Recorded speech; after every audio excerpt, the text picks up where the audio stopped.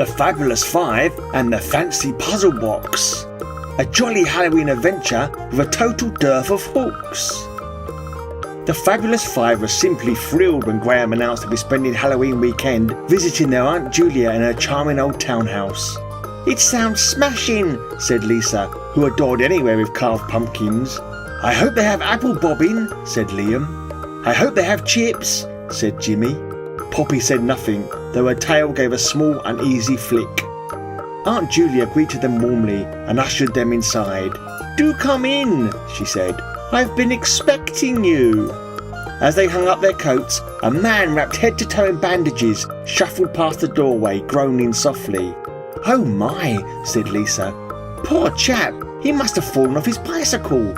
"Terrible scrape," said Graham sympathetically. "Hope he's got some paracetamols," said Jimmy. Poppy stared at him with flat, unblinking certainty. Julia smiled tightly. "I'd best change his bandages. Now why don't you children play with this?" She pointed to the dining table, then popped upstairs to deal with her friend.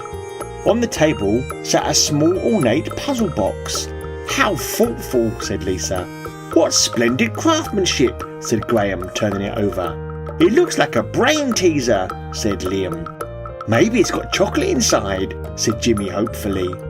Poppy eyed the box with deep suspicion. Graham began pressing panels. The box clicked. The lights dimmed. A cold draft swept through the room.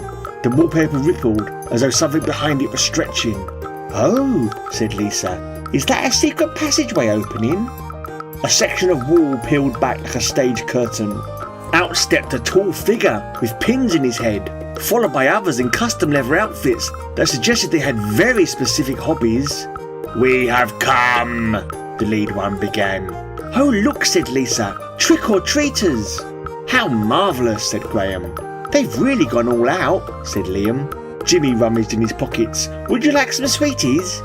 The Cenobites paused. They looked at the children. They looked at the puzzle box. Poppy stepped forward, eyes narrowed, and emitted a single sharp meow.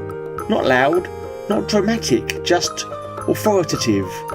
The Cenobites froze. Their expressions shifted with the dawning realization that they made a catastrophic clerical error. The lead Cenobite cleared his throat. We appear to have, come to the wrong party." "Terribly sorry," said another, bowing stiffly. Jimmy held out some sweets. "Take some for the road." The Cenobites accepted the sweets with great solemnity, bowed, and retreated into the wall, which closed behind them with an embarrassed clunk. Poppy washed her paw. The rest of the evening passed pleasantly with pumpkin carving, hot chocolate, and absolutely no further visits from extra-dimensional enthusiasts of elaborate pain rituals. On Monday morning, the Fabulous Five packed their bags and mounted their bicycles. "Where's Aunt Julia?" asked Lisa. "Perhaps she's gone shopping," said Graham. "Hope she remembers to buy more bandages," said Jimmy. "Let's come visit again next year," Liam said.